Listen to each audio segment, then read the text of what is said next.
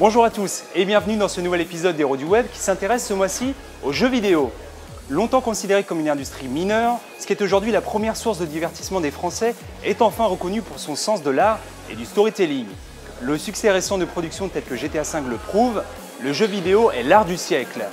Aujourd'hui, nous n'allons pas parler de créativité, mais plutôt de technologie, celles qui vont réinventer et vous stimuler demain dans vos pratiques du jeu vidéo. Pour cela, je vous propose de partir à la rencontre de trois spécialistes. Guillaume Campion du studio AMA, qui est le premier studio en France à produire des jeux vidéo sur Google Glass. Nous rencontrerons ensuite Christophe Duteuil, qui a créé une start-up baptisée eParn et qui va vous réconcilier avec les jeux de plateau. Mais pour l'heure, c'est ici chez Microsoft que Florent Greff nous fait le plaisir de nous recevoir. Il va nous expliquer pourquoi Kinect est rentré dans le livre des records et va vous surprendre au-delà de la sphère vidéoludique. Sans plus attendre, place à ce nouvel épisode d'Héros du Web. C'est parti.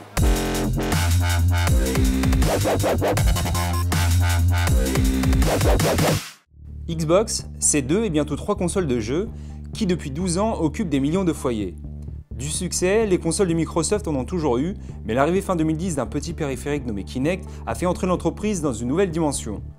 Objet de tous les records, Kinect sortira bientôt dans une nouvelle version et devrait continuer à chambouler notre façon de jouer. Le capteur Kinect, sorti en novembre 2010, ça fait maintenant 3 ans que les utilisateurs Xbox 360 ont pu l'expérimenter. Ils ont pu aller au-delà de l'expérience de manette traditionnelle. Grâce au capteur Kinect, on peut contrôler leur console, leurs applications, leurs jeux, à la voix, au geste, et c'est quelque chose qui n'existait pas auparavant. Kinect, c'est d'ailleurs un tel succès qu'il s'en est vendu 10 millions d'exemplaires en seulement 8 semaines, ce qui en fait aujourd'hui le record absolu pour le produit d'électronique grand public le plus rapidement vendu au monde. La rupture technologique de Kinect est telle que l'objet est désormais utilisé au-delà du jeu vidéo et trouve des applications inattendues dans l'enseignement, la publicité et aussi, ce qui est plus surprenant, dans le monde médical. Son approche ludique s'est faite une place dans les salles blanches des hôpitaux, permettant ainsi de manipuler des écrans sans contact physique et d'apporter plus de fun à certaines interventions. C'est ce que Microsoft appelle l'effet Kinect, une révolution qui démontre l'apport de l'industrie du jeu vidéo dans d'autres domaines. Donc Kinect a été un tel succès qu'aujourd'hui il a même été ouvert à d'autres industries sur un usage beaucoup plus grand public que le jeu vidéo. On prend l'exemple par exemple du secteur médical où on fait de l'infographie 3D, de l'imagerie 3D maintenant avec le capteur Kinect, ou même typiquement un distributeur de boissons sur lequel on pourrait choisir à la voix ou au geste la boisson que l'on souhaite. Donc ça a permis vraiment de révolutionner le quotidien de chacun d'entre nous. Microsoft a su démocratiser une nouvelle façon de jouer. L'entreprise expérimente actuellement d'autres projets comme Smart Glass qui surfent sur une nouvelle façon de consommer du contenu en simultané sur différents terminaux. Alors Xbox One apporte son lot d'innovation, alors déjà pour le capteur Kinect qui pour le coup est un vrai aboutissement de la vision qu'on avait il y a quelques années, alors que sur 360 c'était un essai réussi mais assez limité en termes de luminosité, en termes de nombre de personnes qu'on peut avoir devant, de distance.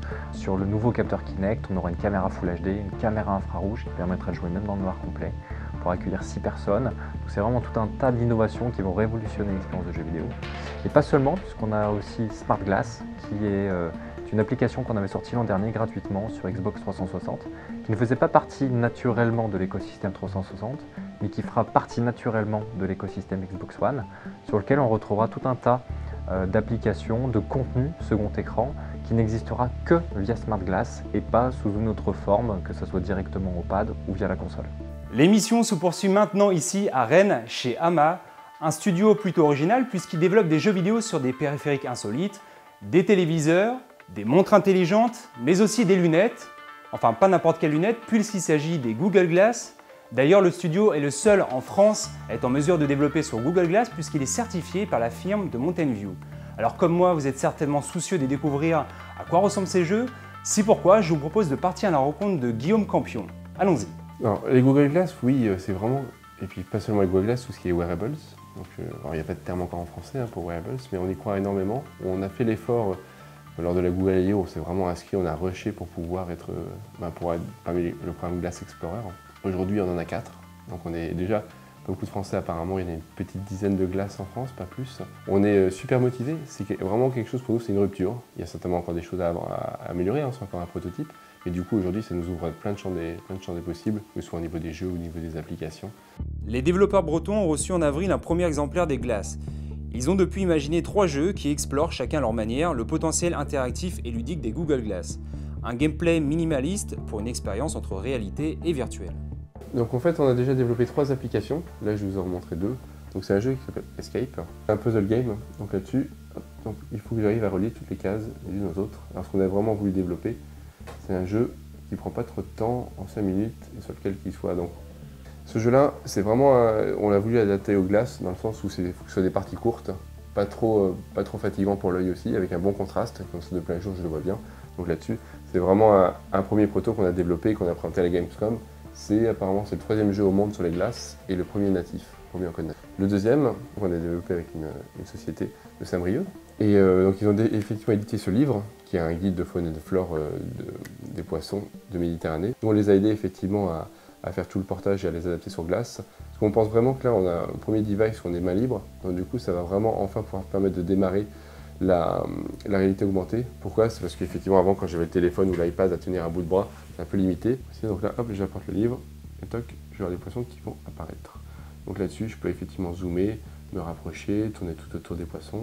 Donc ça donne plein de champs d'application, que ce soit pour les jeux ou pour les applications professionnelles de maintenance ou de sécurité, d'urgence.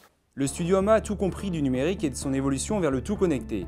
À l'avenir, jouer ne se fera plus seulement sur console de jeu ou smartphone, mais aussi sur un nombre incalculable d'objets du quotidien.